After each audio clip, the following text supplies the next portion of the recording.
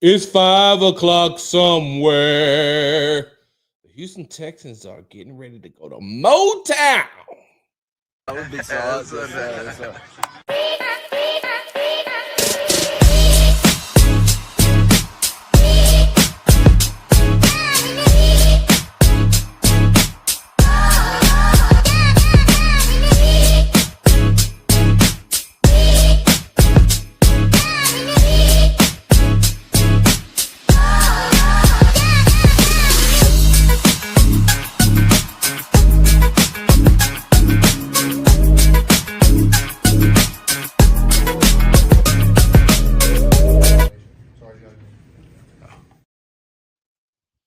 Hey, what's going on, y'all? You're tuned to the Texans Happy Hour. I'm your host, Big Sarge. Thing don't look right. Make sure you follow me on the app formerly known as Twitter. The Big Sarge Sports with the Z at the end. Follow me on the tick and the talk right there at Big Sarge Media. Make sure you are subscribed to the Texans Tailgate Talk podcast and YouTube channel, all one word, Texans Tailgate Talk. And make sure you follow me on Instagram at Big Sarge Sports with the Z at the end. Because you know we do everything. Hey, look, let me tell you something. If it ain't on the gram, it ain't real. I'm just saying, right? That's how they go, right? Ain't that how that saying go? If it ain't on the gram, it ain't real, right? So you know we do everything for the gram. What's going on, y'all? Welcome to another edition of the Texans Happy Hour, sponsored by the Hall Family Estates. Make sure you go to www.hallfamilyestates.com for all your winery needs. They say you can't buy happiness, but you can buy wine, and that is the closest thing to it.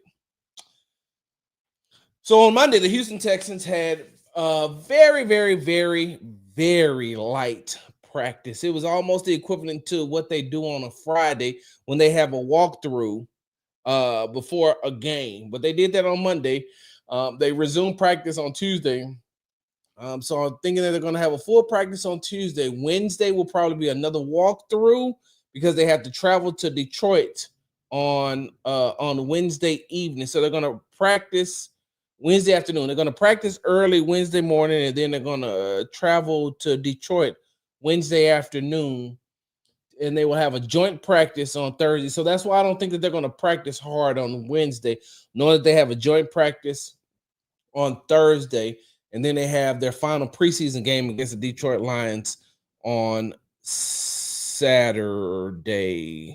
which will end the preseason, which will end training camp. They have to get this 53-man roster down along with this 53-man roster along with this 16-man practice squad. And so once they can get that together and get that done, oh man, y'all hold on for a second. I forgot to do something. My bad, young players. This on me. Blame me. Give me a second. There we go. Had to make sure that I took care of some house business real quickly. All right, so like I said, it's one of those things where they're going into their final preseason game. I don't, and you shouldn't expect any of the starters to be playing on Saturday. Saturday, which is the final preseason game, is really, really, really a job interview, the final job interview for a lot of these players who are trying to make the team. A lot of these players who are trying to make this 53-man roster or make the practice squad. Yeah, y'all, I can't have nothing to drink. You see, I gotta have this because I'm I gotta work in the morning. Practice starts at 9:30. One of those. I can't remember. Is it 9 or 9:30? But anyway, as I digress. And so someone in the chat is talking about it says what is that? Retreat Oh, I can't read. 123 says, "Damn, I'm sad about Metchie, but I wish him the best. He's gonna do well there." Yeah. So those of you all who hadn't seen the news, the Houston Texans made it official today. They traded John Metchie and a 6th-round pick to the Philadelphia Eagles for tight end Harrison Bryant and a 5th-round pick. And Harrison Bryant was in practice today. And because it was a light practice, because it was like a walkthrough, and we were inside of NRG, the offense was on the back end, so we only got an opportunity to see the defensive side of the ball. So what we'll do is we'll get an opportunity to see him, see Harrison Bryant practice this week, and then we'll probably get an opportunity to see him in the game because the Houston Texans are going to definitely take a look and see what they have in him. And woo, y'all hear that? Yeah, that's thunder. The lightning probably gonna be next, and then it's gonna be rain, which means we'll probably be in the practice bubble tomorrow at NRG at the Methodist Training Center bubble. But that's neither here nor there. We'll worry about that in the morning. But yeah, so you'll probably see a lot of tight end Harrison Bryant in the game on Saturday because the Houston Texans want to see what they have in him. Now, before we get to the press conferences from today, I will say this. What's up, J Rock? I will say this. There's some mixed reviews on this Harrison Bryant, right? There's some mixed reviews from people around the league and how they view. Some people have Harrison Bryant high on their list as far as being able to have a fresh start, and he may, be a whole lot better than he has been at some of his previous stops. That's how some people look at it. And some people look at it as, he may be just a camp body. I don't think that Nick Caserio would just trade for a camp body. So if anything, to save face, he'll put him on a practice squad, at least just to have him as a backup to Kay Stover and Dalton Schultz. And while Ricky Luke Lachey still learns, still learning to play in the NFL, still learning to play in the Nick Caley system. But with that being said, some people are very high on Harrison Bryant. Some people are very low. I'm going to save my reservation until I see him play on the field. It's the exact same thing I tell you all about Cam Robinson, offensive lineman Cam Robinson, offensive lineman Laken Tomlinson, offensive lineman Ed Ingram, offensive lineman Jake Andrews. Like, I want to see what these when Trent Brown comes into finally gets healthy and is back on the field. Like, I'm saving my reservation for all of these players that the Houston Texans have now because I want to see what they're going to look like on the field. I want to see them with the Texans. I know what they've looked like with their previous teams, and that's all I have to go. That's all I have to go on right now. That's the only observation that I have is what they did at their previous teams. But let's see what they're going to do for the Houston Texans. Now, I'm not saying that the Houston Texans are, they reform and revitalize and re-energize careers. I'm not saying that. So do not think that that's what Sarge is saying. Don't think that I'm saying that they're going to bring him here. These players are going to come here and then they're going to change some of the stigma about them and some of the negative stigma about them, because like when you look at Harrison Bryant, he fits right into that line of when you start talking about, hey, we don't know what Cam Robinson is going to be, but we know what he was at some of his previous stops. Laken Tomlinson the same way. Ed Ingram the same way. Jake Andrews the same way. Harrison Bryant fits right in there. So if there was a Texan fan out there that said that the fear of the unknown, someone said Cam Robinson and Fisher need to play on Saturday. Exactly. But if someone was to say, that they don't like the offseason acquisitions, they don't like the trade for Harrison Bryant, I can't tell them that they're wrong because I don't know what these players are going to do. Right? I don't know, because they could have some of the their best seasons with the Houston Texans, or they can fall into that negative stigma that they have about them from some of the fans, some of the media members, some of the football analysts who don't think that they're going to live up to. Hold on, I hear something outside.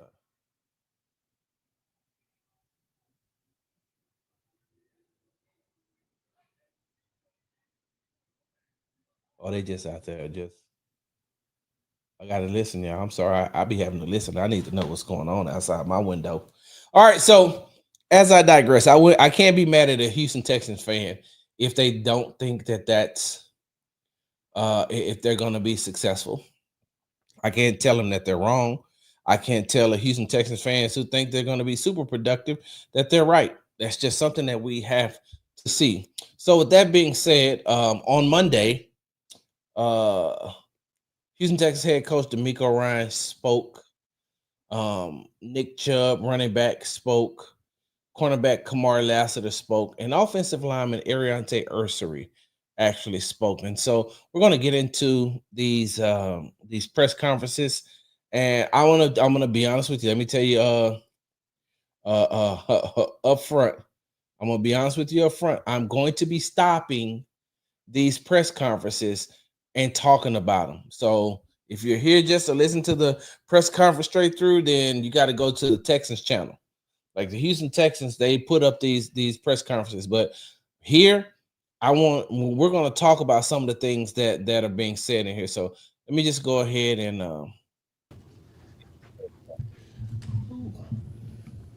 what's some of the things that you noticed after watching the game film? After going back reviewing the game, what really stood out is just how we play complementary football. We play physical brand of football, the type of ball that I like to see us play. We're physical, we're flying around, guys are having fun playing the game, and that's what I like to see. Is there any concern with Ursery where he builds some momentum on the left side and he starts on the right side and potentially going back to the right? I think Ursery in the game did a really good job where he was at left, and that's kind of the focus is wherever you line up, you just do the best with where you are. Really don't worry about guys having to move around or like just when you're called upon, like can you go out and execute what's being asked of you, and can you do it at a consistently high level with high energy, high passion, and he's shown that over these first two preseason games. Let me stop right there. Now, the question was asked about Arante Ursery playing the left tackle position now that Cam Robinson and Cam Robinson returned to practice on Monday. Like I said, I didn't get a chance and opportunity to see what the lineup actually looked like because they were on the opposite side of the field. On Tuesday, I will have a better understanding of what's going on with that offensive line. But so here's the most interesting thing, because D'Amico said that Ursery did a good job of where he's playing, and all that he can ask him to do is give his best at wherever he's playing. So I'm going to have to go on record, and I'm going to say this. Hey, he does his best at left tackle. And later on in the show, you'll hear Arante Ursery talk about playing the left tackle, the right tackle, being a swing tackle. But he plays his best at left tackle. And I'm hoping, I understand that they went out and they paid all this money for Cam Robinson. I got it. But Cam Robinson is not a swing tackle. I hope that they will allow this young man to stay anchored at that left tackle position, because I feel like he played great at that left tackle position. All right, let's finish listening to what Coach had to say. That's how it looked like Blake Fisher wasn't having the best camp, and he didn't have the best preseason game against him. This is one thing that I want you all to pay close attention to, because this is the question that I asked him. I'm going to clip it up and I'm going to put it out on social media here as soon as we get off this show. But I asked him about Blake Fisher. So for those of y'all who can't hear the full question, I just asked him about how Blake Fisher was struggling throughout has been struggling throughout camp, and he struggled in his first preseason game against the Minnesota Vikings, but he had a really good game on Saturday against the Carolina Panthers. And I'm asking Coach, what will that do for his confidence moving forward? Minnesota Vikings, but on Saturday against Carolina, he looked, after going back and watching some of the tape, he looked very, very good. Have you seen his confidence start to grow here in the last couple of weeks? Blake did a really nice job this past game of when you see him, just for me, sticking on blocks, hat on a hat, working his feet, like finishing blocks. That's how it should look, right? So he has it in him. Blake just has to be consistent with what we're doing, consistently train, consistently finish every single rep, because physically he has all the tools that it takes to be able to do that. So this game here is representative of what he can do when he's dialed in and he's focused on the task and he goes after the job with the right mindset. That's the one thing that we have been talking about throughout this whole training camp right here on Texas Happy Hour and on the Texas Tailgate Talk show. Consistency and confidence. Those two C words. You got to watch how I do my hands. Hey, I am not affiliated with anything except, being a soldier and a warrior for the Lord. That's one. And then two, a member of Alpha Phi Alpha Fraternity Incorporated. So I got to watch. I'm not trying to put up when I did the C's. I almost did the C's. And I'm saying to myself, no, I'm not. So I'm going to hold my hands. So two things that he needs to make sure that he is going forward. And that is confident and consistent. Confident and consistent.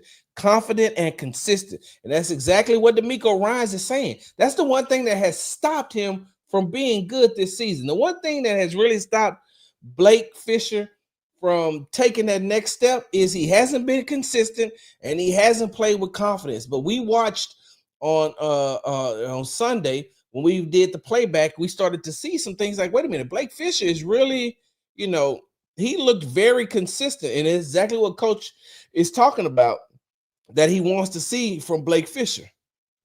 Well, what went into the decision to trade John Metchie for? And for some of y'all, here it comes. He's about to talk about John Metchie right here, about trading John Metchie. Trading Metchie is not easy to do. I really have a lot of love and affinity for Metchie, everything that he's been through in his professional career, the things that he had to battle through and push through and overcome. It's just very, very fond of the guy. And he's an inspiration to myself, inspiration to a lot of people to see what he was able to go through, overcome, get back to playing football, work back his first 2 years in this camp. I thought Metchie has looked the best he's looked this camp. He's done a really nice job of. Same thing we've been saying. Same thing we've been saying right here. Exactly what he said. Metchie has looked great this camp. And Metchie did. Metchie looked amazing. For the first time, he looked like he was ready to play on the NFL level compared to him trying to get himself back in football shape, trying to get himself back in football game speed, trying to make sure that, even, the second year, which was basically his rookie year, he was still trying to get himself acclimated to being back on the field to get back in playing shape, because like I said, that radiation will take a lot out of you. Preparing himself, putting himself in a really good spot, and he's done everything we asked, did everything the right way. It hurts to lose him. But I know he's going on to a really good opportunity there in Philly, and he'll continue to flourish. And hold on for a second. No, Damon, I will be. This is Damon Hightower on TikTok. No, I will be in Detroit. I leave Wednesday, so I'll be in Detroit for the joint practice on Thursday and for the game on Saturday. He'll thrive in Philly because Metchie has the right mindset. What does Harrison bring to the table for you guys at tight end? Yeah, Harrison. Before we even start talking about Harrison Bryant, let me say this about John Metchie, because, like I said, I just honestly and truly believe that young man has a very, very high upside. The problem is, I don't think that the Texans have time to wait on him. I don't think that the Texans appreciate that, Damon. I don't think that the Houston Texans have time to wait on John Metchie. And so I've told you all this on numerous occasions, right? I've told you all this on numerous occasions. I know that I was the first one to say this, and then everybody else started following suit. But I know that I was the first one to bring this to the attention of a lot of people, especially Rockets fans and Texans fans. What did I tell you? The Houston Texans and the Houston Rockets are the Spider-Man meme pointing at each other. They mirror each other, I mean, like to a T. Like it's almost they're looking at themselves when they're looking at each other. They went through that 3-year period of rebuilding and getting themselves together before the Texans hired DeMeco Ryans and before the Rockets hired Ime Udoka. They hired Ryans. He was successful in his first year. They hired Udoka. He was successful in his first year. Second year, the winning continues for the Houston Texans. They stay consistent. He stays successful in his second year, and Udoka take that Rockets team to the next level as well.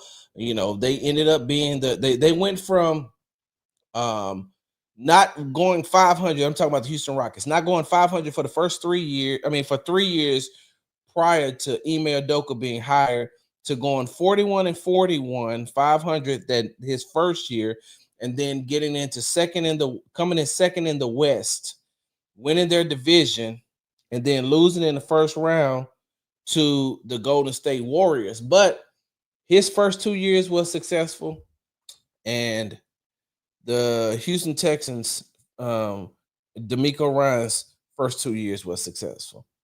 And the thing you look at is one of the things that Rockets general manager Rafael Stone said, and Ime Udoka, as a matter of fact, now that I'm thinking about it, both of them said it. We really don't have time to wait. We really don't have time to let these players develop anymore. As a matter of fact, I think that I'm the one that asked Ime Udoka that question. I might dig in my duffel bag and find that question from the exit interviews, where he said, unlike how it was when Jalen Green, who now plays for the Phoenix Suns, who was traded for Kevin Durant, he said, unlike when Jalen Green first got here, and unlike when Alperen Sengun first got here, they had time to go through a process and develop. We don't have that type of time to wait anymore. So that's why they made the moves that they've made. That the Rockets made the moves that they've made. Excuse me. Now, when you look at the Houston Texans, they're kind of like the same thing. They're kind of like the same way, and some of this talent that they just can't, they can't wait for them to develop. They got to keep moving. That's why DeMeco always says, hey man, when we draft these rookies and we bring them in, they got to be ready to play from day one. They got to be ready to play day one. They got to hit the field running. And it's evident when you look at cornerback Jalen Smith. Also, safety Jalen Reed, who is itching to get back on the field. Oh, side note, because you heard it here first, right here on the Texas Tailgate Talk Texas Happy Hour, I got an opportunity to just chit chat with Jalen Reed. We were actually talking about Penn State football, his time at Penn State, but he looked good moving. He looked good walking around. I'm not going to report on anything else except that he looked good walking around. But like DeMeco, Coach Udoka and Rafael Stone said, we don't have time to let these players develop. And that's the same thing that we don't have time to wait for them to develop into what they're going to be. They need to be what they're going to be when they get here. It's the same thing it is when it comes to the Houston Texans. And so that's why you don't see some of those players around anymore who may have needed a longer time to develop. Now, when you look at a wide receiver like John Metchie already had the skill set. He already had the tools to be a successful wide receiver in the NFL. You've seen that when he was at the University of Alabama. The issue came into play when he got sick. Something that he could not. That was something that he couldn't. He couldn't avoid that. Like that was something that he could not avoid. Him getting, having that cancer scare, him going through chemo radiation, that's something that was out of his control. And although, he coming back, he may needed like 2 years to get himself back to being John Metchie. And like I said, this year he looked great in camp. You just heard D'Amico Ryan say he looked great in camp.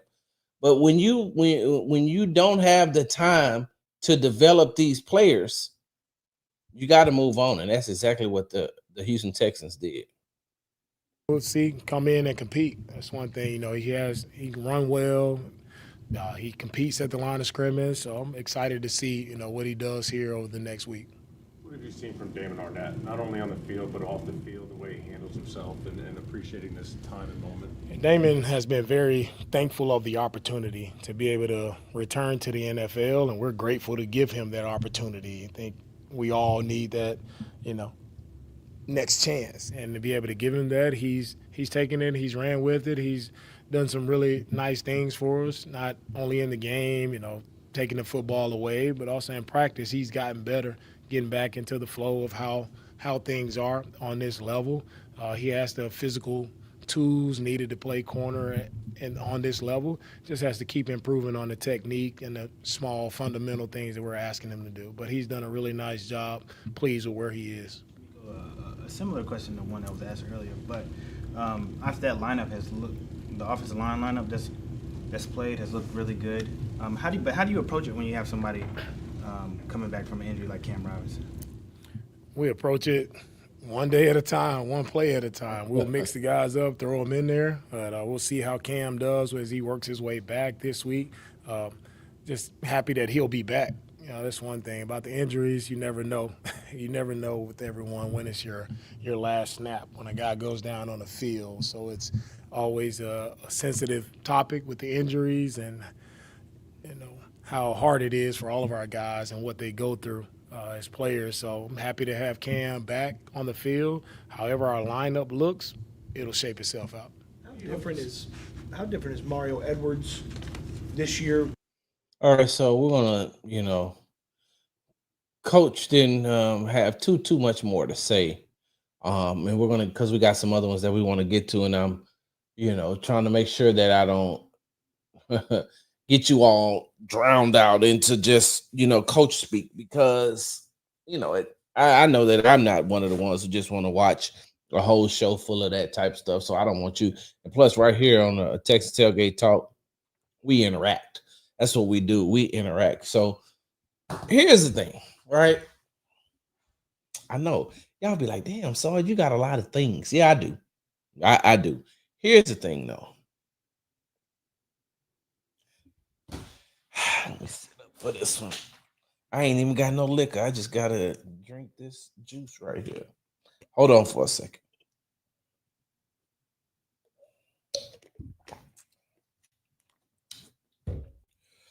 So the concern that I have right now when it comes to the Houston Texans, I'm not going to even lie to you. I'm more confused now than I was coming into training camp, especially when it comes to this offensive line. I still don't know what the Houston Texans are going to do on the offensive line. I don't know what the lineup is going to be, and you're going into the final week of preseason.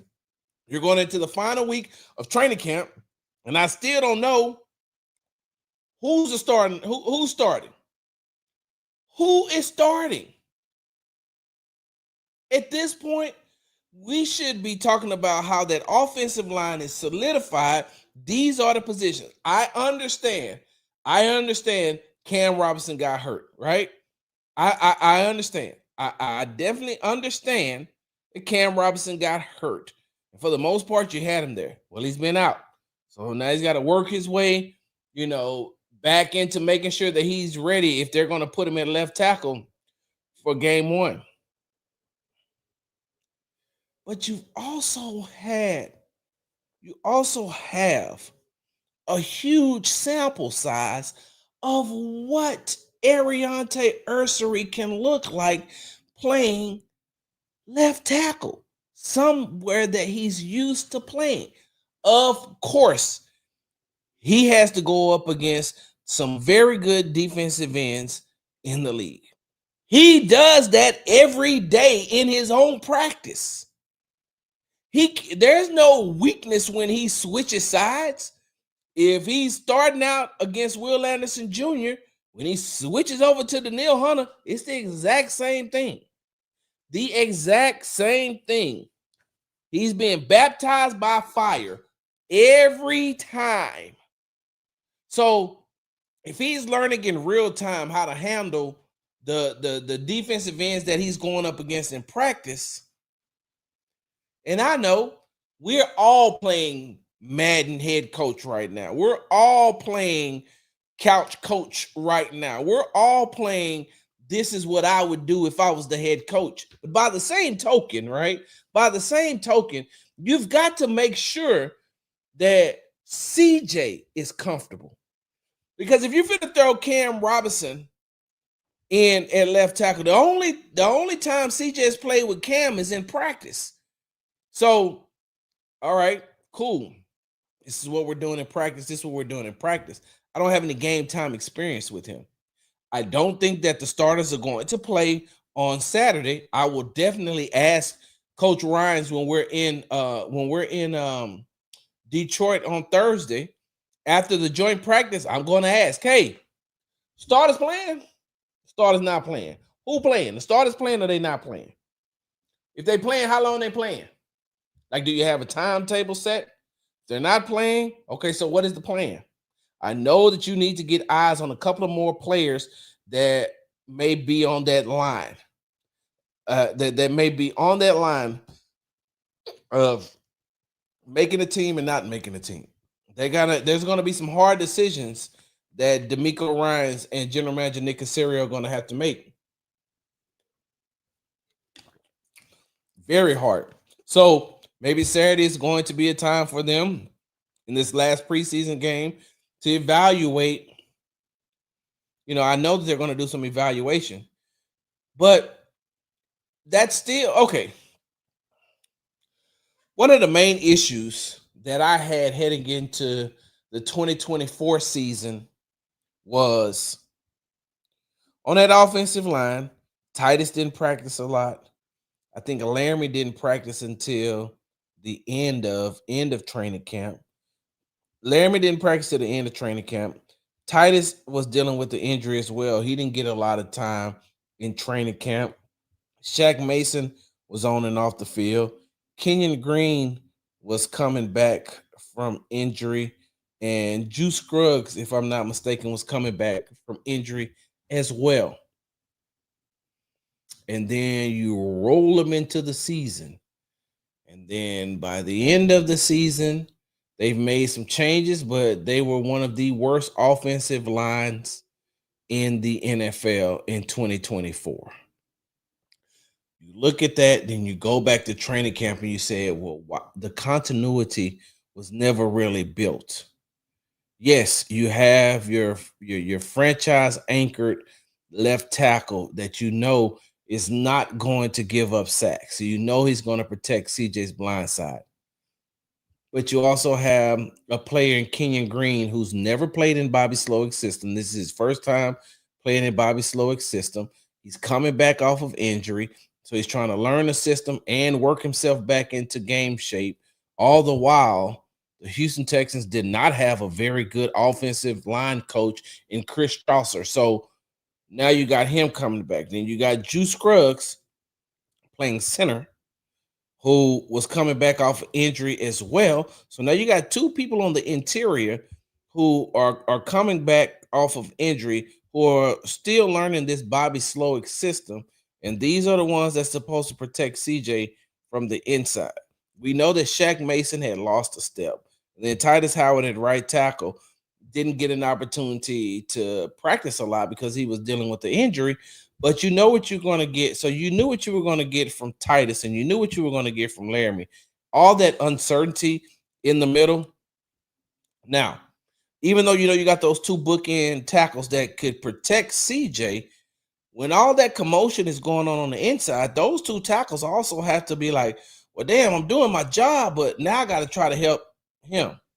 Or now I got to try to help him. And this is something that Nick Caserio watched the backups the entire practice and still didn't do anything to improve the line. It would have been great to see. And listen, don't get me wrong. I know that good offensive linemen don't just grow on trees. And the people who have good offensive linemen, starters and backups, they're not willing to get rid of them, especially if they also have a very good quarterback that they're trying to protect. So I get that part. But you got to try to find some way, somehow to do that. Fast forward to 2025. Sure. You got Cole Popovich, who I believe will be one of the better offensive line coaches in the NFL. But by the same token, you got a rookie that you don't know where you're going to put him. Are you going to put him on the left tackle? Or you're going to put him at the right tackle? Now that's some uncertainty. You got a quarterback who is learning a brand new system, but he's learning that system in real time behind an offensive line unit that he's not familiar with. So he's trying to learn their habits and what they're doing in real time. Now you take that and then you say, okay, so if Jake Andrews is going to start at center, CJ never played with Jake Andrews. And why didn't his team want him? But it's another story for another time. Like I said, we'll talk about that later. CJ's playing with a completely new left side. So if you got Cam Robinson coming in as the left tackle and you're going to play Laken Tomlinson at left guard, and then you got Jake Andrews at center. But all these people ain't really playing together. What you expect? That's why I say I'm still more confused going into the final week of training camp than I was at the beginning of training camp. One of the things that I said was, hey, look, I don't care whatever else is done. Just build some consistency on that offensive line. And once you build that consistency on that offensive line, then you start taking care of everything else. Then you start taking care of everything else that entails in that playbook. But protect CJ at all costs. That should be the mindset. That should be the goal. That should have been the number one goal coming into training camp. Protect CJ at all costs. And I'm going to be honest with you. I don't know if that's going to happen. Now, I will say this. With the lineup that they have been rolling out with Titus at the right tackle and Arante Ursery at the left tackle, in Greenbrier, when Cam Robinson went down and they did that little shuffle. Hey, man. Hey, I'm just saying they looked a whole lot better. Let's hear the rookie Arante Ursery and what he had to say on Monday. Things with offensive lines like camaraderie and brotherhood that you guys build. What do you feel like as far as what you guys are building, the attitude, the personality? Yeah, I think having Cole Popovich was a great addition. This is mindset and what he brings every day to the O-line room as a coach, and as a person, as a man, and we don't do nothing but just feed off of it. The energy that he brings, the detail that he brings, and having vets in the O-line room too helps too. Is there a certain comfort level being back on the left side? It's kind of more your natural position. That's your preference? I mean, I'm comfortable at either tackle. So wherever they put me at, wherever they want me at, that's what I'm going to do and try to be my best at. Do you like what you've done since Robinson's been out on that side? I really ain't did anything, but we still got ways to go. I like that. That is the one thing that you want to hear from a rookie. That's one of the things you want to hear from a rookie when he says, I ain't really done nothing.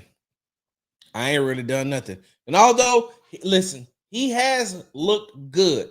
He looks better than expected because we know that he was a good tackle coming out of the University of Minnesota. We didn't know what he was going to be in the NFL. And what I mean by we didn't know what he was going to be in the NFL is because he's a rookie. So you never know what's going to happen as a rookie. The fact that he is a swing tackle is one of the best things that could have ever happened to the Houston Texans because they can play him at either tackle position, which is like what he said. He's comfortable at either side. But I'm going to be honest with you, he just looks better on the left side. But he also knows, hey, man, this is just training camp. This is just preseason. I still got a long way to go. I still got a lot of stuff that needs to be done. And if they bring Cam Robinson back and they put him at the left tackle and they put me back over at the right tackle, then that's what we're going to do. See yourself getting adjusted to this offense? Say that, sorry, one more time. How have you seen yourself getting adjusted to playing in this offense? Oh, yeah, man. Nick Caley, does a good job, with making sure that we as an offense are all on the same page, making sure that we have a hat on my hat. That's what you want to hear. That's what you want to hear about your offense, but your offensive lineman as well. A hat on a hat. Now, all right, let me break it down to some of y'all like you're in the fourth grade. Now, listen, I'm not trying to be insulting. I'm not trying to be derogatory towards you. I'm not trying to insult your intelligence. I'm not. I said, let me break it down to you like I'm in the fourth grade because there's a lot of times that things have to be broken down to me on a fourth grade level. Hey, man, just look, break it down. Hey, I need to hear it. Like, side note, if you ever write a grant, right? If you write a grant, and a grant is where you're asking for money from the government, right? You write a grant, they say that grant should be easy enough to read that if a fifth grader picks up your proposal for a grant, they should be able to read it and understand it. Don't be putting all the big words in there. Don't be putting all that other mumbo jumbo in there. Don't be putting all that stuff in there. If a fifth grader picks up your grant proposal, they should be able to read it on a fifth grade level and understand it. Now, sadly, that's how a lot of stuff is done in the Army too, but that's another story for another time. Sometimes I would be in places when I was in the Army and I was like, you've got to be kidding me. How y'all not getting this? This is the same. Before I even enlisted, I was teaching 5th and 6th graders. And I swear for goodness, if y'all had been my students, I'd have been like, what in the hell is going on in here? What part did y'all getting? It is so easy. Just listen. But a lot of people listen to respond, and they don't listen to comprehend. They listen to respond. I digress. When he says a hat on a hat, that means that at the snap of the ball, every offensive lineman is looking for someone to block. I.e., the play that we broke down on Sunday during the Texans Tailgate Talk show, the play we broke down when it was 4th and 5. The starters were still in. It was 4th and 5. Blake Fisher was at the right tackle. This is the touchdown play from Stroud to Nico Collins, that 4th and 5 play. We watched it, and like I said, it's something that I didn't catch in real time, but I caught when I was watching the playback. Hat on a hat. Blake Fisher, who's at the right tackle position for Titus Howard, who was out due to rest. Blake Fisher engaged with the defensive lineman. And who was it? Him and Ed Ingram. Him and Ed Ingram engaged with the defensive lineman. But he kept his head on a swivel and was able to see the cornerback was blitzing. So he disengaged with this defensive lineman here and went and engaged with the cornerback. That's what a hat on a hat means. Everybody got their hands on somebody. Hat is a helmet. Helmet to helmet on somebody. Look, you find somebody to block. Even if you got to go and help somebody else block, find somebody. Hat on a hat. And a lot of times last season, the Houston Texans offensive line didn't have a hat on a hat. You ain't got to believe me. You ain't got to listen to me. Just go back and look at the tape. Tape don't lie. Tape will tell you. Sometimes right side of the offensive line was doing one thing. The left side of the offensive line was doing another thing. Wasn't constant communication. You had a lot of players at the snap of the ball, and I'm talking about a lot of these offensive linemen who were in the game at the snap of the ball, just like, hey, what am I supposed to be doing again? Because who called a protect? So who was supposed to call the protection? All right, because I thought that the play was, and on that play we supposed to be, but why they doing? Why they doing? And then CJ is either getting hit or sacked. So when he says that when he says that Nick Caley's offense requires you to put a hat on a hat, that's exactly what he means. Find somebody. At the snap of the ball, you need to be on somebody. Even if it ain't nobody in front of you, go find somebody. Put a hat on a hat. There's no missed assignments, and that we communicate and be physical up front. So having a guy like that that's just juiced up every day, has a ton of energy. Heard what he also said? No missed assignments. What I just explained to you just a couple of minutes ago, no missed assignments. It makes it easy for me. How do you use the 10 country for the joint practice and the game? Matchups like that with the Lions, which have a good defense line, Aiden Hutchinson, players like that, how much does that feel like that would be beneficial? Super beneficial, going against a different team instead of our own guys who are super talented as well. But we get a chance to go down there and really just establish what we want to be this season. How do you use the defensive ends on your team as sort of a resource? You talk with them and review stuff individually with them. I like that zone block and find the hat. Get to the every next day level. I just try to pick their brain as much as I can because they have so much knowledge about the other side of the ball. You know, I play offensive line, so those guys are just super detailed, love what they do, love their craft, and I love my craft too. So I just want to continue to keep getting better, and we talk about iron sharpening iron, so I got to be at my best every day with those guys. Is there any piece of advice that they've given you that sticks out at all? Just like small pointers, like my stance, my eyes, or my hands, or something like that. Like typically after practice, I ask them, and they'll give me small pointers on that. You say you haven't really done anything yet, but going through, camps and a couple games, do you feel it's an area where I'm getting better in this space?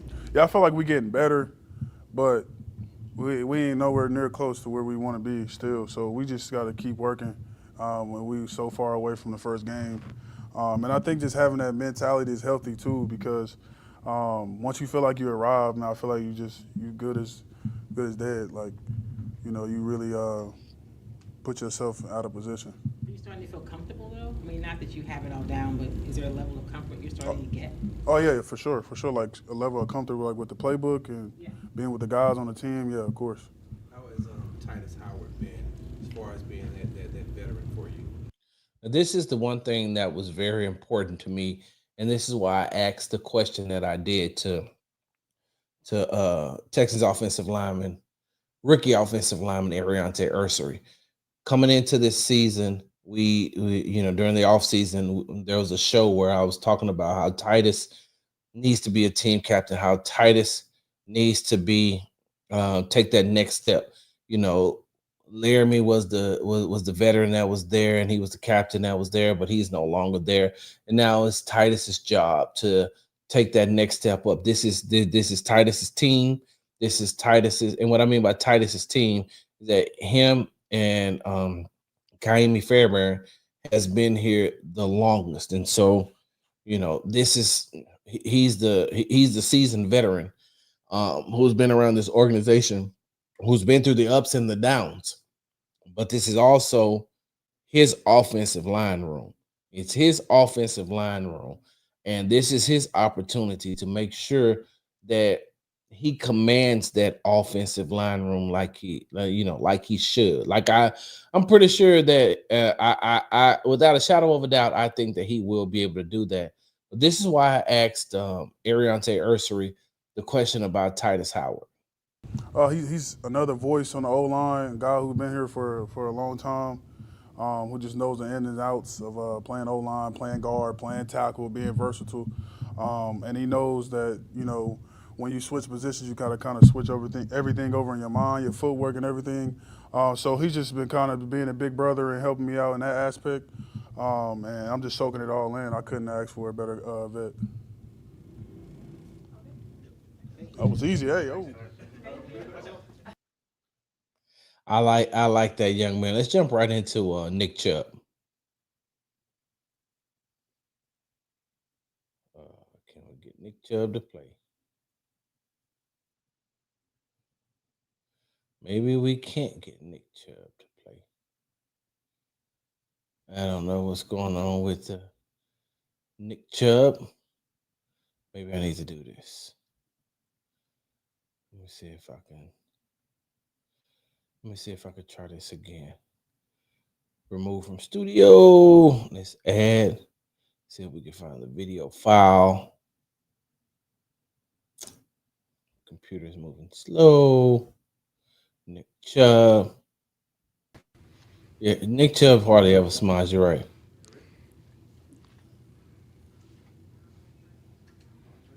What did you just think about some of the inside? I'm just gonna ask what did you just think about how they were able to execute some of the inside stuff that you guys were doing on Saturday? The O-line, that is. I think the O-line did a great job. I think all camp, since I've been here, it's been a focus point of being physical up front, and those guys come in every day. And Coach, Nick, he prides ourselves in that and making sure we run the ball in practice to build the physicality of our team. What's like the biggest adjustment? You came from Cleveland, they kind of do more outside zone, mid zone stuff, and now here it looks like you guys are going more downhill. What's kind of the adjustment for a running back going from a lot of stuff being based out of outside zone to now getting way more downhill? It's probably just a repetition of it. I'm able to do both, but Cleveland was mostly outside zone, and just coming here and we did run these plays in Cleveland, but not as many. It wasn't our bread and butter, so just the adjustment of getting into my mind of being more inside, more tight zone, being a little more patient. That's a great question by DJ being to me. Now versus a few weeks ago in training camp versus got underway. How much what? How much more comfortable do you feel with the offense, physically, everything? Yeah, I definitely feel good. It was some adjustments coming to this humidity for sure. That's one big factor, and also just kind of getting comfortable with, just being here. Outside of my comfort zone, a new city, new teammates, new everything. So it took a while to get adjusted, but I love it here, and every day, I'm getting better. D'Amico, before you got here, said several times he wanted to revamp the culture and the mindset of that offensive line room. How would you describe the culture and mindset of that room? I mean, it's very physical, and every day, guys come. We pretty much full pass, a lot of the times, and that's kind of changing the culture. I think just everyone had their mindset. We're coming here every day. We're coming to work, and it's not going to be many days off. So that's just the biggest thing of just getting everybody's mind that we're in this building, we're here to work. There's a lot of competition in that running back room. How have you been able to be the veteran and give back and helping some of these younger running backs like a Jawar Jordan and a Woody Marcus? Just being there for them, helping them understand, how you should approach practice every day and the mindset to come in every day. And I mean, just know it's not going to be easy. You got to put your head down and grind, and at some point you'll come out of it. But just every day, it's a grind. All good. Thank you. And that was. What is wrong with this thing? Why is it moving so slow? It's moving slow, and now it's got me even. It's even got me freaking. Y'all give me a second. I don't know what's going on here. TikTok family, I know that you can see me. I know that I'm freezing up over here. Let me remove this. Remove from studio because I don't know what's going on. Okay. All right. So, and real quickly, that was Nick Chubb, and Nick Chubb doesn't smile a lot, not on camera. You can get him to smile off camera, but he don't smile a lot on camera. And he was just talking about being, playing in Houston for the time that he's been here, getting used to the humidity, getting used to the new scheme, getting used to just playing football again. Actually, so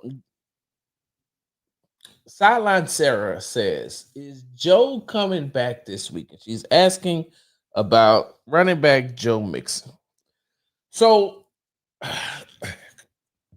I told you all that I was going to find out, or that I was going to inquire about Joe Mixon over the weekend. I told you that I was going to inquire about him at the game. And so I did.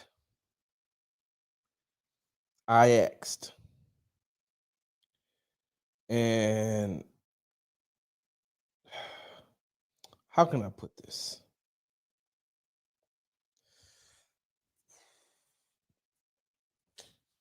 So a couple of weeks ago, I was told that Joe Mixon would be ready to return by this week. He said, Sarge, he should be good heading back into Sarge, he should be good heading back into the final week of training camp. He should be back. And get a chance to practice that week and then be ready for game one. So this weekend, I was told that due to some unforeseen circumstances,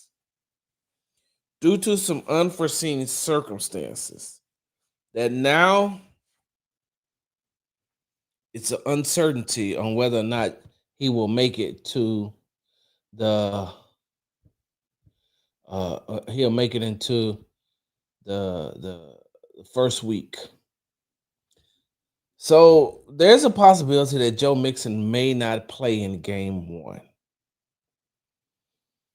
They're saying that he had a setback during rehab, and that setback may cause him to lose more time, may cause him to lose just some more time. Hopefully we'll get a better answer to that as the week goes on. But at this point, it's really up in the air on whether or not Joe Mixon will be playing week one. No one can say with certainty that Joe Mixon will be back in the lineup in week one. I've asked around, I've asked multiple people, I've asked multiple sources, and no one is willing to go as far as, yes, he will be back week one. It's more of, we're hoping that he's back in week one. So maybe we'll get, more answers here soon. We just have to wait and see. And I want to answer this question in the chat. So Rich Boy Jay says, that's Jay, right? I want to make sure I don't mispronounce your screen name. Why is none of the media asking about Joe Mixon's injuries in interviews? Did D'Amico scare y'all? So TikTok family, I got to answer this real quick. So he says, why is none of the media asking about Joe Mixon's injury in interviews? Did D'Amico scare y'all? Rich Boy, let me ask you a question. Okay, Rich Boy Jay, let me ask you a question. Were you around during the time that former Houston Texans quarterback Deshaun Watson was going through his legal trouble and was demanding a trade?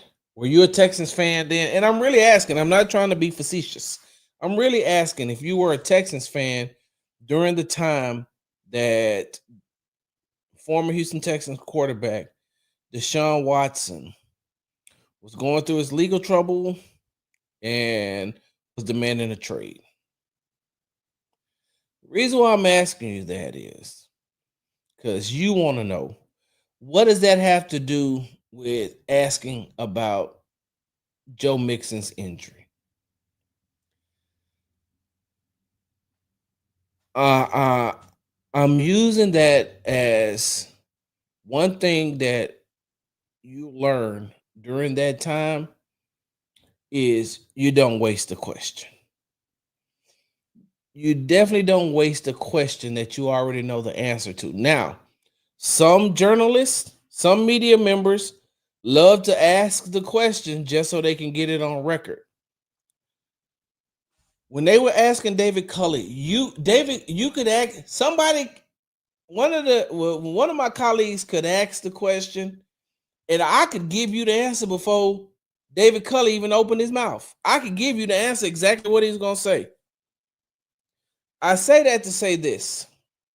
It's exactly how it is when it comes to asking about these injuries. It's a waste of a question because they're going to give you the same answer every time when they don't want you to know something.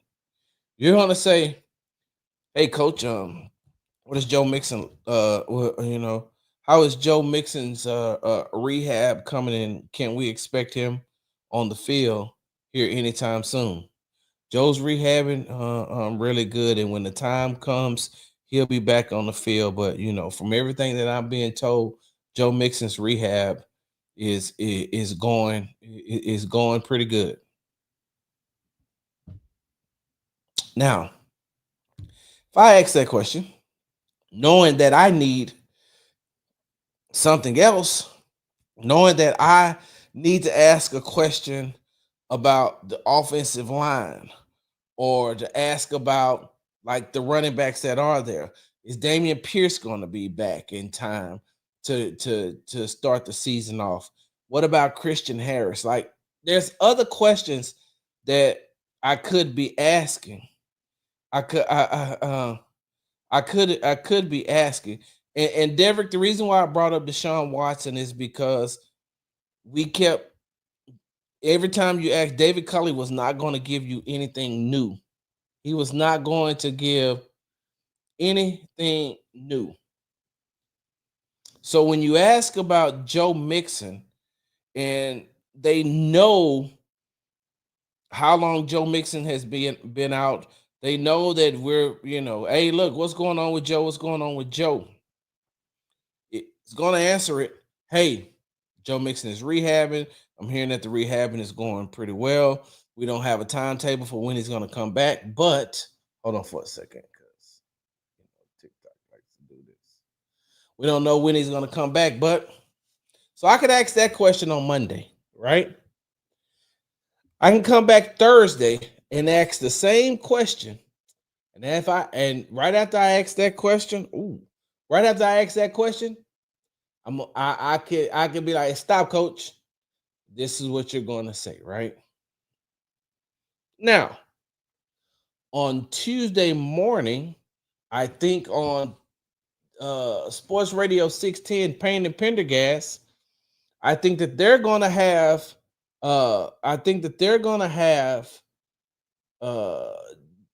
general manager Nick Caserio on air. I think that they're having him on air on Tuesday, if I'm not mistaken. Maybe they'll ask the question. Maybe they will ask the question. But right now, I know that the best course of action is not to ask the coach, because I know what type of answer I'm going to get. So I got to go around and try to find y'all these answers another way. So that's why I kept saying last week, "Hey man, I'm going to do my best once I get the NRG to find out." And that's all I've been able to find out. There's a 50-50 chance that he could make it. There's a 50% chance he could start week 1. There's a 50% chance he may not start till week 3.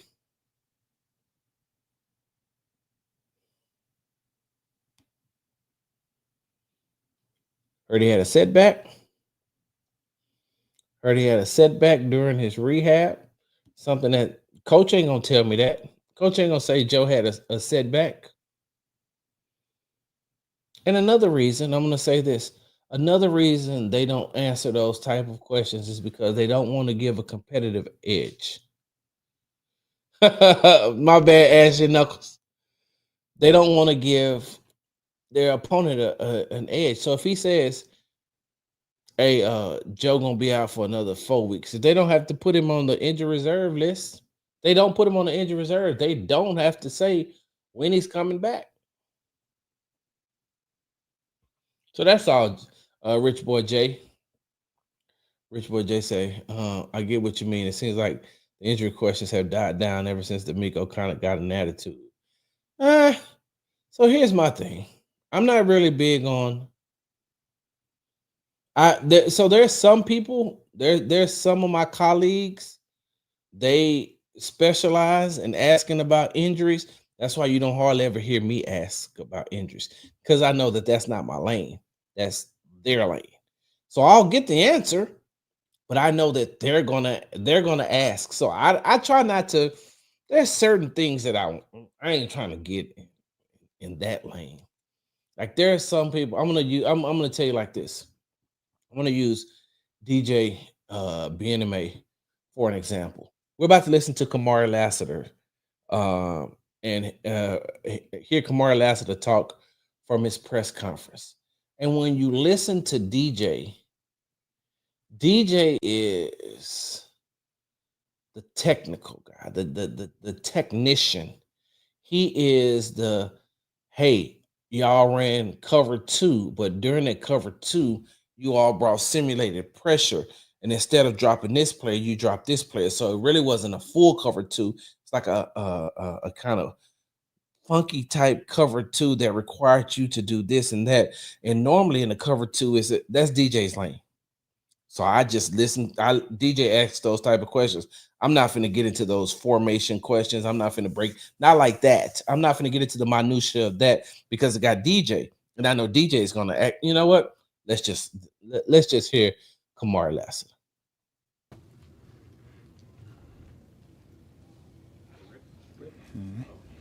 Kamari, can you just talk about what you've seen so far from Jaylen Smith? And when he got that interception on Saturday, you, Kaylin, and Derek all went to him to celebrate when he got to the bench.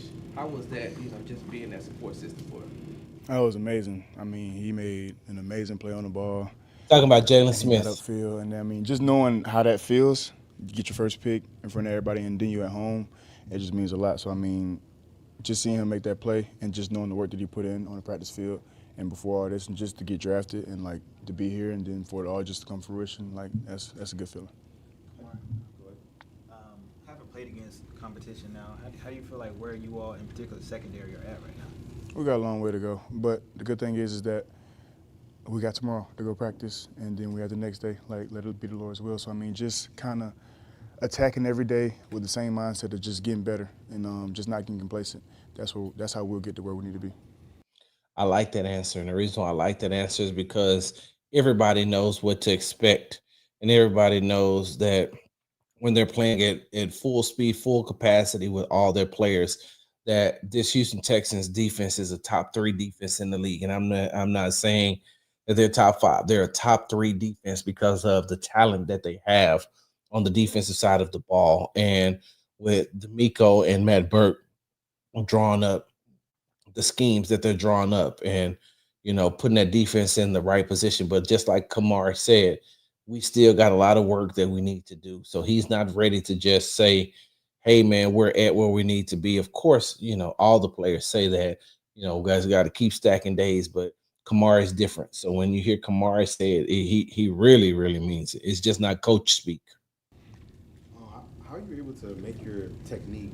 Because a lot of guys can do a lot of good DB drills and whatnot, but it looks like you're able to transfer what you practice onto the field, onto games, things of that nature. How are you able to translate what you work on throughout the offseason into training camp, into preseason game, into regular season stuff? That's a good question. I feel like really just trying to kind of put yourself in super tough situations. So I mean, football is something you can practice, but you can't really like practice game situations. Like you really can't practice that. You can't really simulate that. So just putting yourself in like super tough situations, like whenever you're training, like doing things that like you would normally do, but making it just 2 times tougher that way. So whenever you get to the real rep or a real one-on-one and you're in a real game, it's already like muscle memory. That way you don't have to think, because the more you think or the less you think on the field, the better it is because you can move faster. So just kind of during the offseason, like just really attacking things really for 2,000% and just going and put myself in super tough, uncomfortable situations.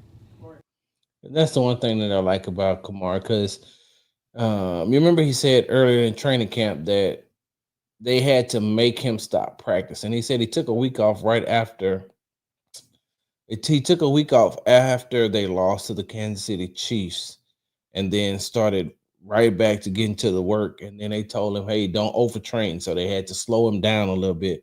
But he's right. If you look at if you look at some of the videos that he's been, his defensive drills, he is one of those guys that's out there and he's doing some things. He's putting himself in a situation to get beat, so he can see, so he can learn and say, okay, well, this is what if this is a real game rep, then this is how it would be happening. And he practices. Kamari practices like he plays. Ain't no, there's no taking it easy in practice. Kamari practiced like he plays, and he plays hard. Style standpoint of the defense, how would you characterize the style of the Texans defense? We like to attack. We like to be aggressive. We like to play fast and physical. I think the phrase you used earlier this offseason about year 1 to year 2 is you understand the game a little bit better. Where specifically have you seen that help you the most? Is it pre-snap? Is it reading things? Is it schematically? Where have you seen that help you? I would say pre and post snap, just kind of understanding like formations, like just seeing splits of the receivers, kind of seeing the way the linemen are set up, like just little things that can just kind of just give you a little answer to the test before the play starts. I mean, just because if you can just gather information before the play starts, that way whenever the play actually starts, it's so much less that you have to worry about. You can move freely, like you can just react instead of thinking about, oh, well, do I have to be out here? Or like just being able to just react, that makes you play faster. To piggyback off of what DJ just asked you, and you talking about how you go 200,000% when you're doing in your off-season drills, when you get into training camp, how much of that helps you when you're going up against a wide receiver like a Nico Collins or like a Higgins or a Hutchinson? I mean, it helps immensely because, I mean, you really can't, like you could practice going up against the best, but you don't really do it until you go up against the best. So, I mean, just putting yourself in a situation where it's like, oh, well, he might go this way and get vertical. Like, you have to practice that. You can't just go out there on the field and just think that you're going to guard Nico Collins. You got to go put in the work to be able to go do that. So it's just like putting in hours, and just putting a little bit of sweat in the bucket every day. It pays off a lot. I think the record's going to be. What makes him in particular unique to guard, or what makes him special or effective? I like Nico this doesn't answer beat about himself. Nico. You, like, if you want to win Hold a rep on. against Nico, it pays off a lot, like a lot. I like this next. Jonathan and M. Alexander from the Houston Chronicle asked him about Nico, and listen to his response. And this is what makes Nico, the person that he is, but it also makes him, a better cornerback. I'm not talking about Kamari Lassiter. What makes him in particular unique to guard, or what makes him special or effective? Nico doesn't beat himself. You, like, if you want to win a rep against Nico Collins, you have to win the rep. He's not going to beat himself. He's going to attack you the right way. He's going to get in his route. He's going to get out the top the way he's supposed to. Is Nico Collins is like someone who is like a technician. Like, when you think of technician, he does what he's supposed to do at the right time, and that's why he's always making plays, because he's not going to beat himself.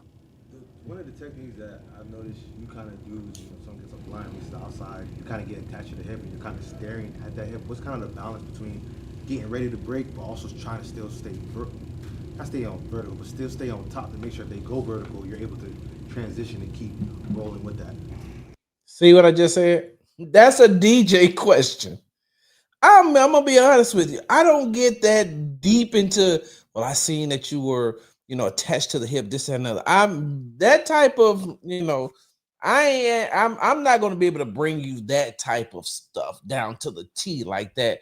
But I bring you a different style, like what DJ asked. The way I would ask it is, when you're holding a wide receiver, what is the difference in being hip to hip, or maybe being, maybe a couple of inches off of him? But when you're hip to hip, does it make it easier for you to maneuver him and move him? Or when you're, off of him, do you allow him to predict where he's going, and so that you can play him instead of playing the ball, and vice versa? But listen to that. I wouldn't ask this question, but this is a DJ type question. It's kind of the balance between getting ready to break, but also trying to still. Because he's not going to beat himself. One of the techniques that I've noticed you kind of do is when someone gets a blind, means the outside, you kind of get attached to the hip and you're kind of staring at that hip. What's kind of the balance between getting ready to break, but also trying to still stay not stay on vertical, but still stay on top to make sure if they go vertical, you're able to transition and keep rolling with that? It's really a feel. You just kind of, it's a lot that goes into it. I mean, down and distance, type of receiver you're going against, the indicators that they're giving you. It's a lot of things that you kind of have to think about, but you can't really think about. But it's just like, just kind of understanding the game. So, I mean, the hips don't lie, but receivers do. So, I mean, you can't really trust them. I don't trust a receiver at all. But, yeah, it's just kind of like using your instincts and your intuition along with reacting. What were some of the things that cornerbacks coach Dino Basso wanted you to work on in the offseason? My eyes. I like to go up and hit people, and that was something that wouldn't say bit me in the foot last year, but that was just I was sometimes a little over too aggressive. So just being more disciplined with my eye progressions, and just really coaches wanted me to continue to just get better, like at everything. To be honest, like it wasn't really just one thing or two things. He wanted me to get better with my eyes, like my eye progressions, and just being more patient and off coverage. Thank y'all.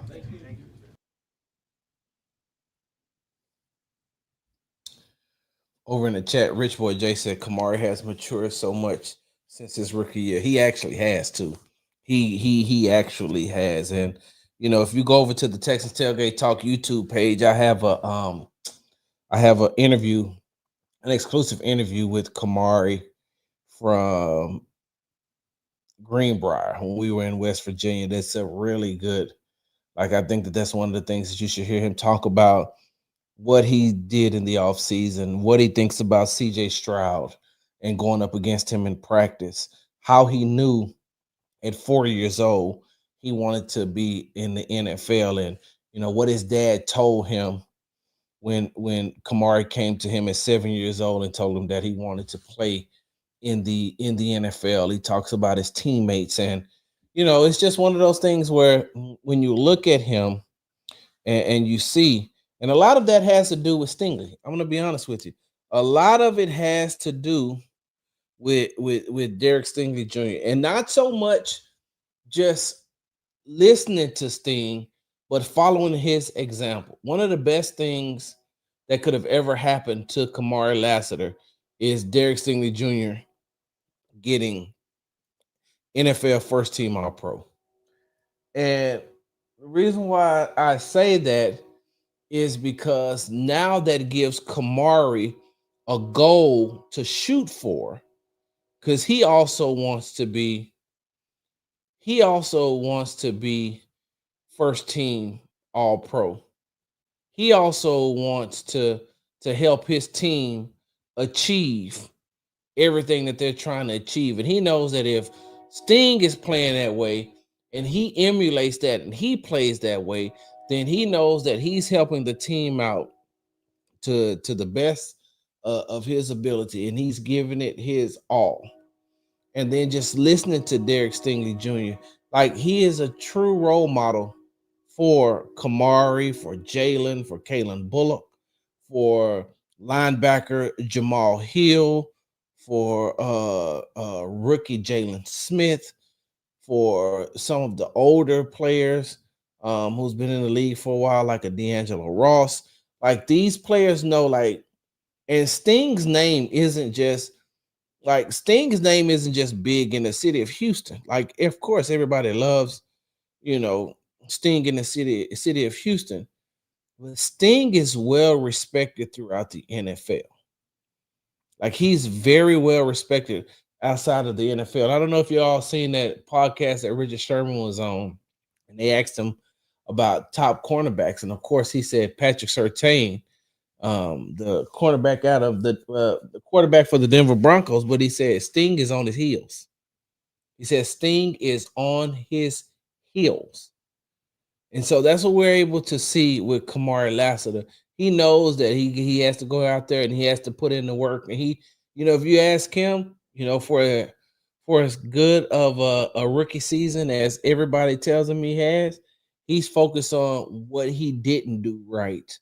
And so he feels like if he can get what he didn't do right, add that to what he did do right, and then cut down on the mistakes.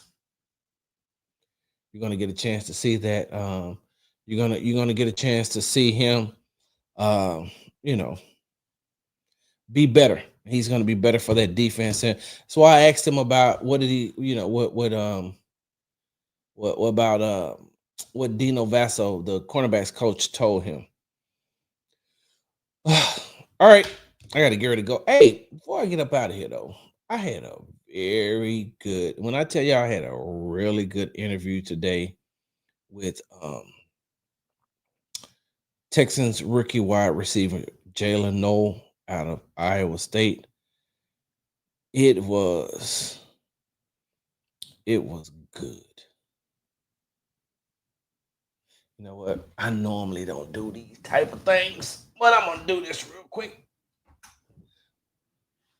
TikTok family, I'm gonna put it on TikTok so y'all can see it too. Appreciate y'all. I need my phone though.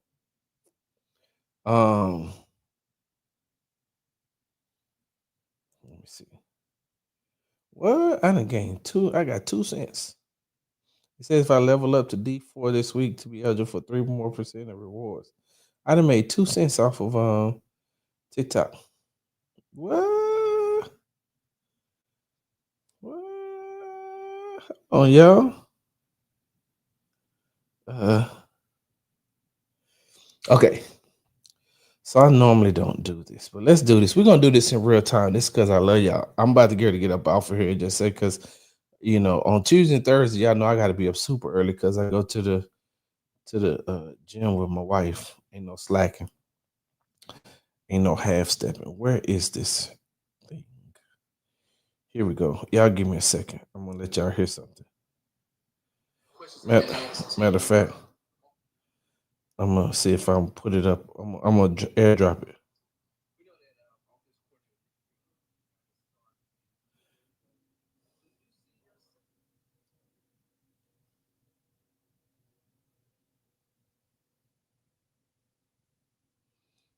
Y'all give me a second.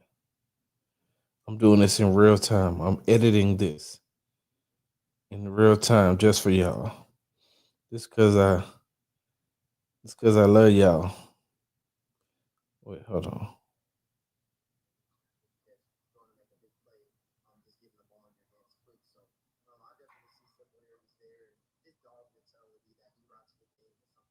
This is why I love y'all.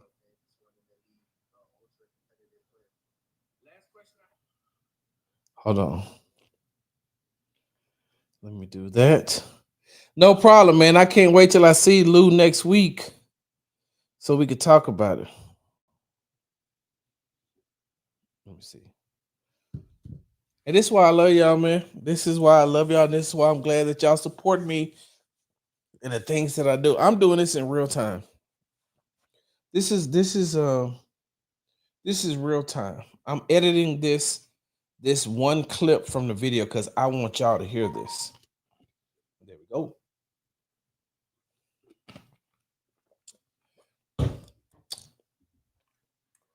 Should be coming through here in just a second. Because I want you all to hear this. And this is why you have to subscribe. Don't get him started. Hey, EJ. It's a family reunion.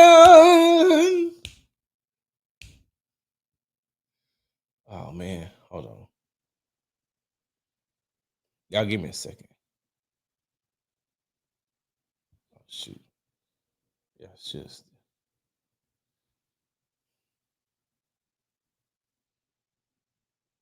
What are we doing here? Why is it upside down, though?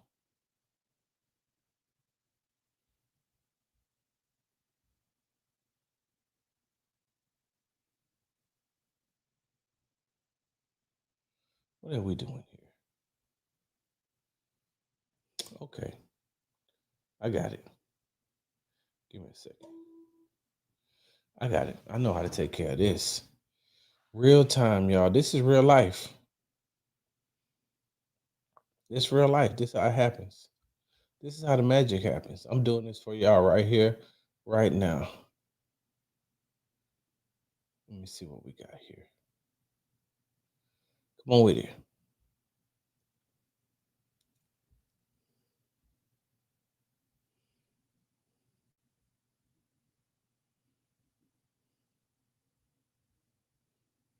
Okay, there we go.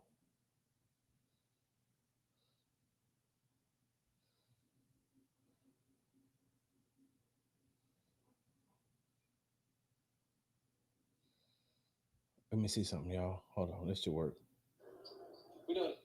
There we go. Now, here's the thing. Let me see. Can I do it this way? Okay, bring it back here.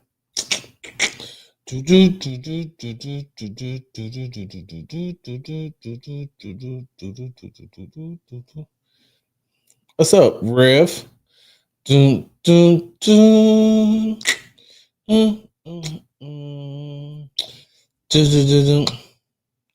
Now what I'm looking for. I'm getting ready for the Labor Day Classic.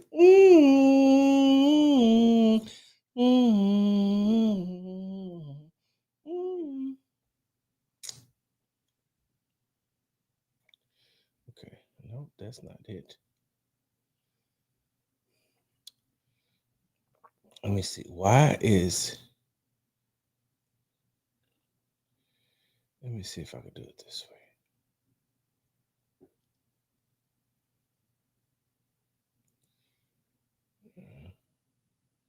Here we go. We know that. Oh shoot. Okay, so cool. All right, I'm gonna do this and I'm gonna get up off here. So I had an opportunity to speak with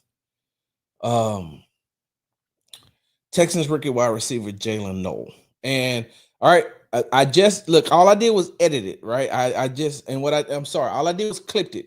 I haven't edited it yet. I haven't done everything that I need to do with it. So it's still just raw footage, but I wanted to show you all and give you a glimpse. This is why. This is one, because I love you all so much, and two, that's why you gotta make sure you subscribe. What happened if you bet alcohol in your system? I don't know, because I don't have no alcohol in my system. I got this juice, and y'all heard me crack it open, so you know I ain't adding nothing to it. All right, so here's Jaylen. Offense coordinator Nick Caley got his start in New England. We know that offense coordinator Nick Caley got his start in New England.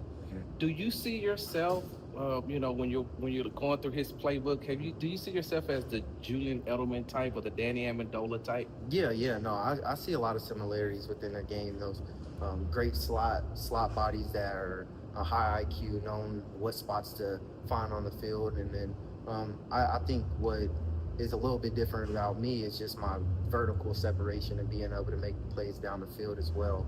But I've learned a lot from just watching the tape of Amendola and Julian Edelman and even Wes Welker, those guys in those offense, and they made a living on finding voids in the zones, but even getting open against man. And, just to see those and come up on tape and kind of the similarities within our games, it's very.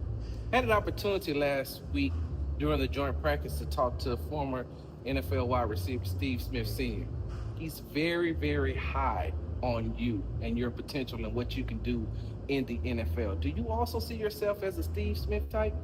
The way he plays games, physical brand of ball, from what I watched, and I love that about his game. Us being undersized guys, there's not a lot of defenders that are expecting us to be physical within the route running, and then even after the catch, going to make a big play, just getting the ball in your hands quick. So I definitely see similarities there, and his dog mentality that he brought to the game is something that I pride myself in, just wanting to be an ultra competitive player. Last question.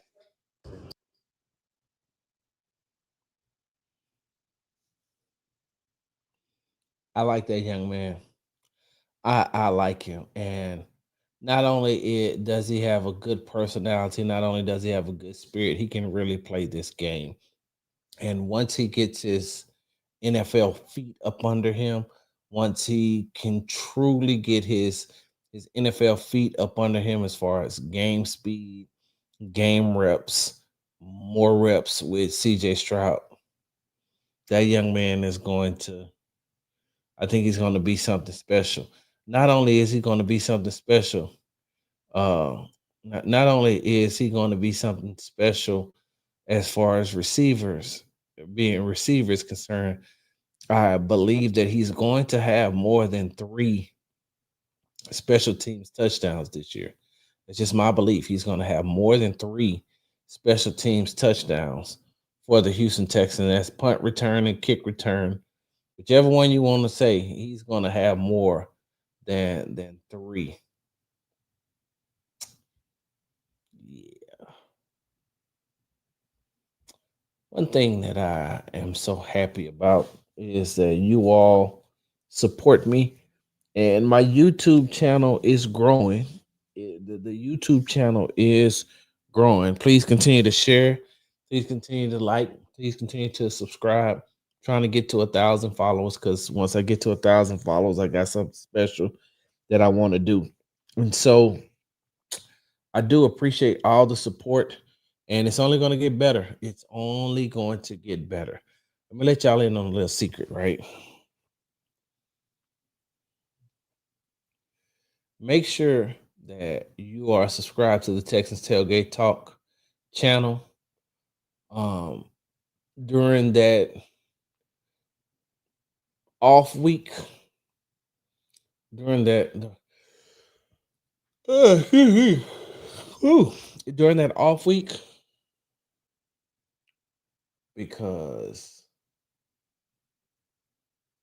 I'm about to show you the difference between me and them. Okay, let me say that one more time, because one, I love me some me, and I got confidence in me, and I'm gonna always choose me because I think that I'm the best. I'm about to show you the difference between leading up to the first week of practice. I'm gonna show you the difference between them and me. And you're gonna say to yourself, I don't even know why I follow anybody else for their Texans content. And that's no knock and nobody else at their Texans content. I just feel like I do it better.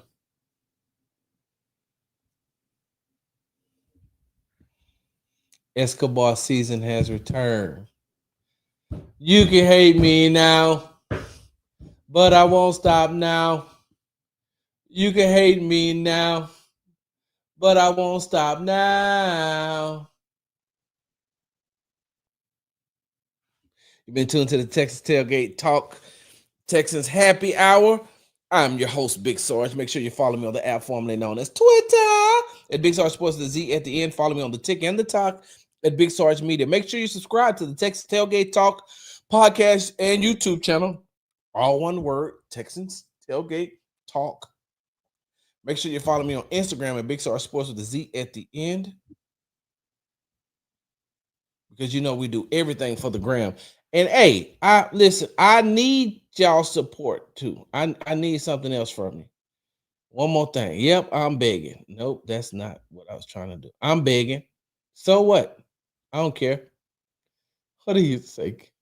Kiss my ass. So what? And then what he say? Kiss my ass. So what?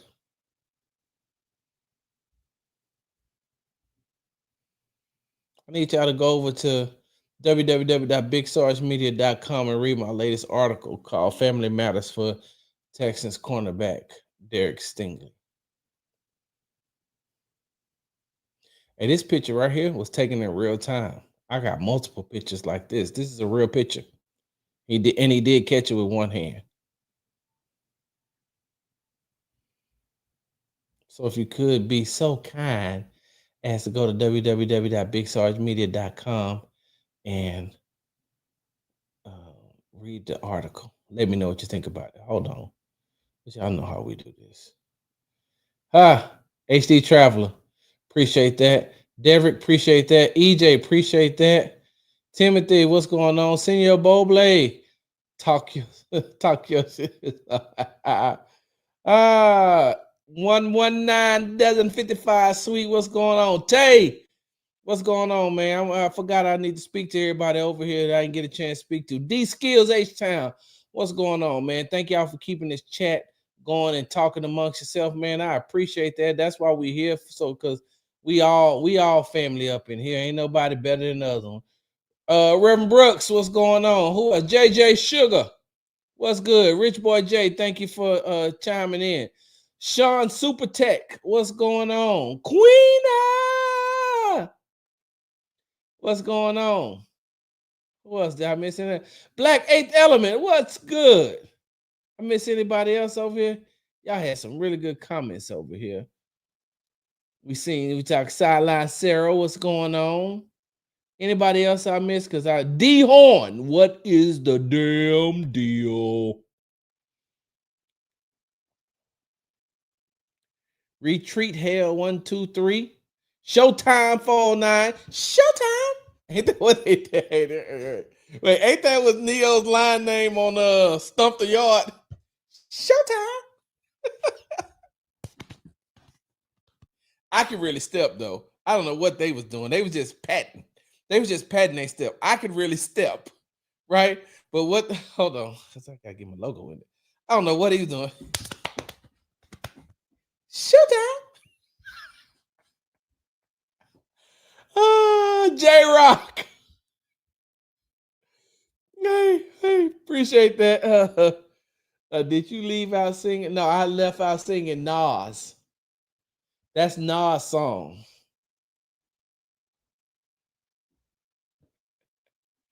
So I get sworn by the Sandman right now. So I've been out here talking up here. Now, so going to job. Y'all remember that? Stomp the Yard. Showtime.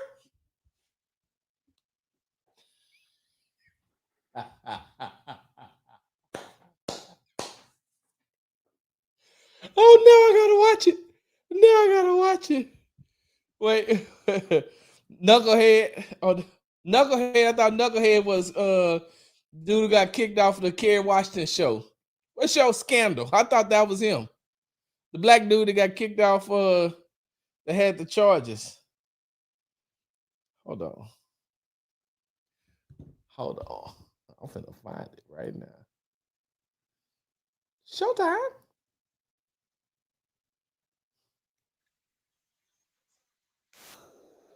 Oh, we ain't trying to do that. We ain't trying to do that, Sarge. We trying to find something. Where is that? Let's go right here.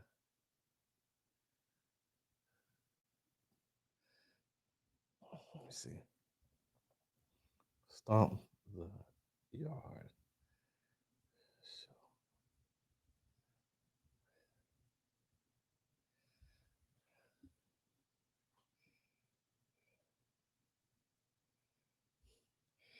Y'all finna watch this thing with me. Oh, that's one of the dudes in the line. Wait, we're gonna watch this together. Hold on. Y'all know. Listen, y'all know. This turned into this is After Dark. This Big Sarge After Dark. Hold on.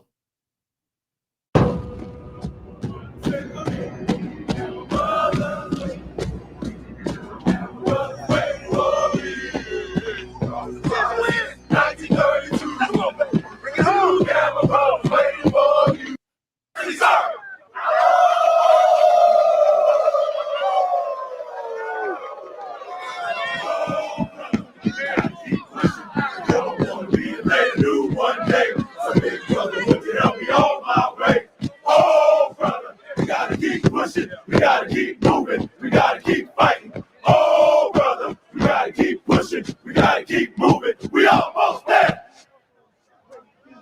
Pledges of day, the new day, the face front. Crazy because some of my frat brothers ain't here. Reveal yourselves.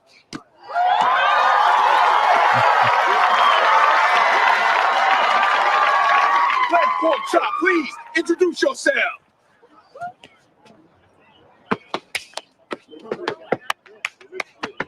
That's Patton. Ain't stepping. Pork chop, extra gravy.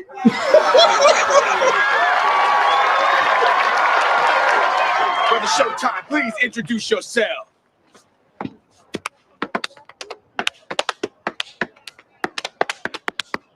Showtime.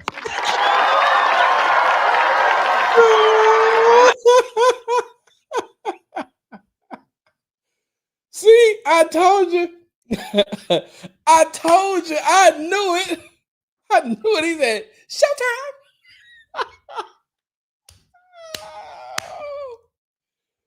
Oh, man. Oh, man. Oh, man. Oh.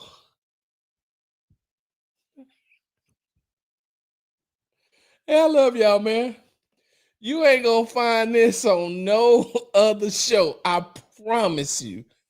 I promise you. And all that was just because I seen one of the loyal supporters of the Texas Tailgate Talk, Showtime 409.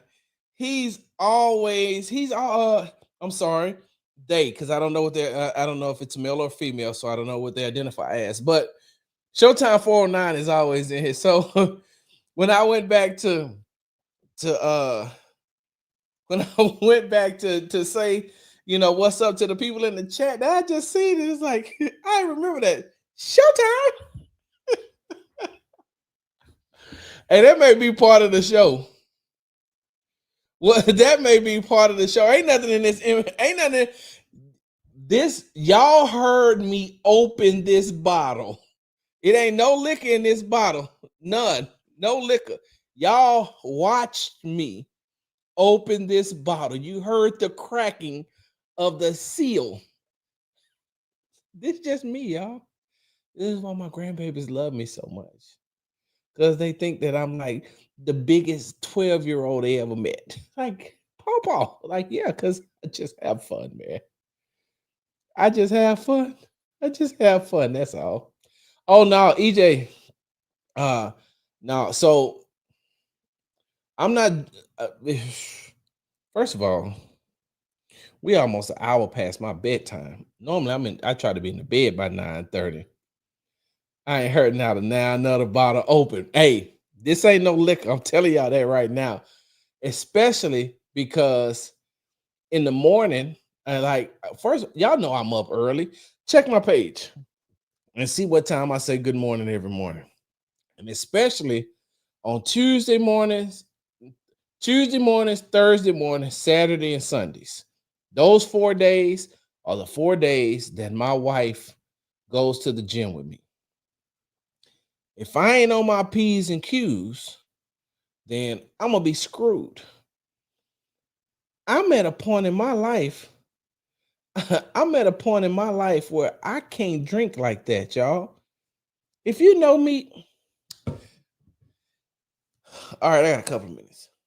I think I told this story before, right? Let me open this back up for a second because I feel like I'm boxed in. Let me tell this story one more time. So, my wife's firm had their Christmas party last year. And it was open bar, right? Open bar. Get whatever you want to get to drink. Whatever you want. Top shelf. Like, they had the good stuff. They had the McCormick's. You know how some of y'all, that's why I never understand. They'd be like, I thought McCormick's made seasoning salt.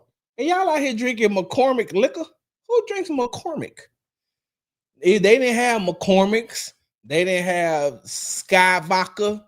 They had the good stuff, like the good top shelf stuff. Like, they brought in the good. Or it had an open bar, like all the drinks that you could drink. I had Ciroc and pineapple and grenadine as the first drink. This is how you do it. So I came back and I had to drink, right? So really, all you people say, what's that? Oh, it's pineapple Ciroc and grenadine. So it's a pretty colored drink. Set that thing right down there. I drink that taco corn liquor. I sipped some of it, and then while nobody was looking, I gave it to the little person that was coming by, slid it to them. Woo, they got it, right? Everybody at the table get hammered drunk. Even my wife had multiple libations. So every time I went to the bar, I was just asking for pineapple juice and grenadine. But because they seen the first drink that had Ciroc, pineapple, and grenadine, they ain't asked me what the rest of the drinks was. They just automatically assumed. They automatically assumed that that's what I was drinking. Boy, I was just sitting at that table laughing at the people at the table, at the rest of the people that the employees and their spouses, because everybody was wasted except me. I don't drink like that, y'all. I don't. I have always been a lightweight. So even if I take like even on this show, right? One of my favorite drinks that I like to have is Crown Royal Apple and Sprite, right? Crown Royal Apple and Sprite. That Crown Royal Apple is my drink. That's my drink. Crown Royal Apple, that's my drink. So I only drink that when I know I don't have to get up early, and I know that I don't have to be nowhere. Like I know I don't have to be up early, and I know I have to be nowhere super early. But like tomorrow, I got to go to the gym, and then after the gym, the Texans have practice. Like I would be stupid to drink, and then I'm just not. I'm gonna be honest with you. I'm not a drinker. I am. Somebody call me a lightweight. You need dark liquor whiskey. I am a lightweight. I'm a super duper. I am. I'm a lightweight. When we were in West Virginia for the Texans practice, we went to the Jerry West Steakhouse. Oh, that food was amazing. The food was amazing. So you eat what you order, whatever you want. Order whatever you want as far as food is concerned. Order whatever you want as far as liquor is concerned. I turned to that lady, the waitress. She came. She's an older lady, very nice, very friendly. I turned to that lady. I said, "Hey, what is that drink called where you get Sprite and grenadine?" She said, "A Shirley Temple." I said, "That's what I'll be having." And she said, "I have one of those every night." She said, "I love those drinks. I love." So while everybody else was, partaking in whatever drink it was that they ordered, Sarge was drinking Shirley Temples, and they had the cherries. What? I don't drink like that. No, no, no. And if I drink, it's sweet. It's definitely a sweet drink. If y'all see me drinking, knowing that I got to be somewhere the next day, I mean I done had a rough day. Oh, if y'all see me with some liquor, like now, oh, at 10:20, I don't even. If I was out, which I ain't in them streets like that, not no more. But even when I was in the streets, I wasn't a heavy drinker. I used to laugh at some of the young ladies that I was dating. Sometimes all at the same time. Hey, look, God ain't done with me. God knows that that I've repented for my evil ways and how I was back in the day. I used to be like, "Oh, you thought you was gonna bring me to the bar and get me all liquored up so you could go home and take advantage of me." Like, you ain't gotta put no liquor in me to take advantage of me now. I'm just telling you. You can take advantage of me. Like, you could just take advantage of me. Matter of fact, we ain't even have to come here. We could just stay at the house. We ain't have Netflix then. We could have just VCR'd and chill. We could have VCR'd and chill. We could have DVD'd and chill. We could have Redboxed and chill. Like, we didn't have streaming services back then. All we had was VCRs. You had VCRs, then you had DVDs, and then when the bootleg DVD era hit, what? Y'all hold on for a second, man. You see how y'all done got me started? Y'all done got me started. Hold on. Yeah, because I can't be talking about this with my sponsor up there. Anyway. Yeah. You ain't got to get me all liquored up. So as I digress, what's this news about us trading for a running back from DC? Oh, talking about Brian Robinson and any Brian Robinson? I haven't seen anything about that. Let me hop on. I've been here with y'all. Let me hop on Twitter right quick and see if I see anything.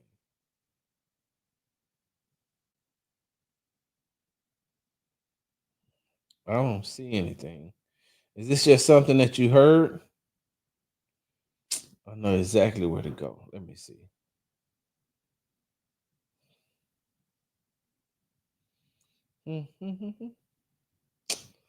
Nope, I haven't heard anything.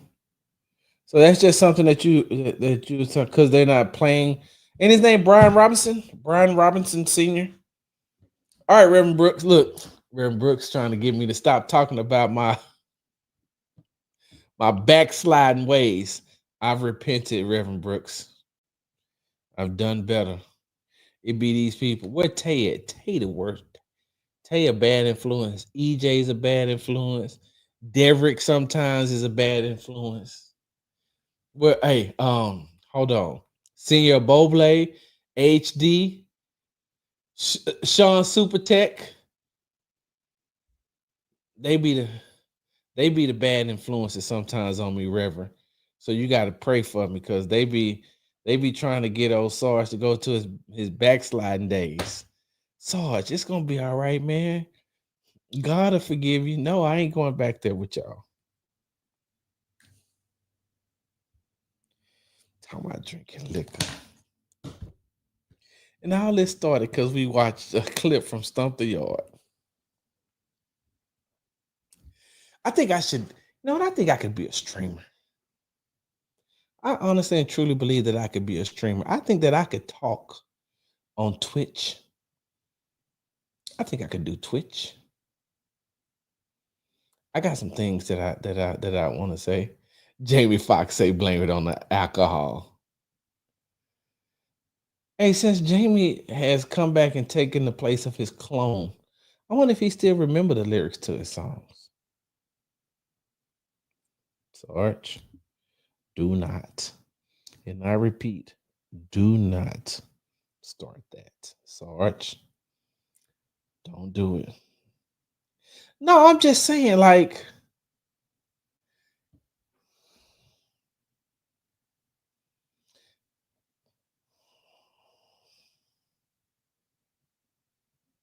okay, maybe I'll say it this way.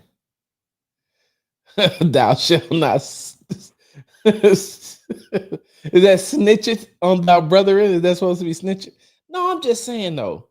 Okay, so maybe I won't talk about Jamie Foxx. Let's talk about Eric Bishop. Like, does Eric Bishop look the same? Like, I won't talk about Jamie Foxx. Let's just talk about Eric Bishop. Like, Eric Bishop doesn't look the same. Like, he just does not.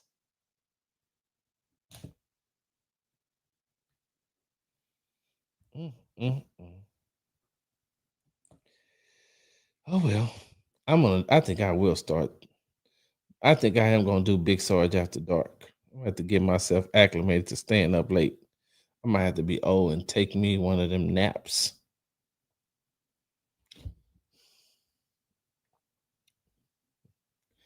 All this started because I seen Showtime.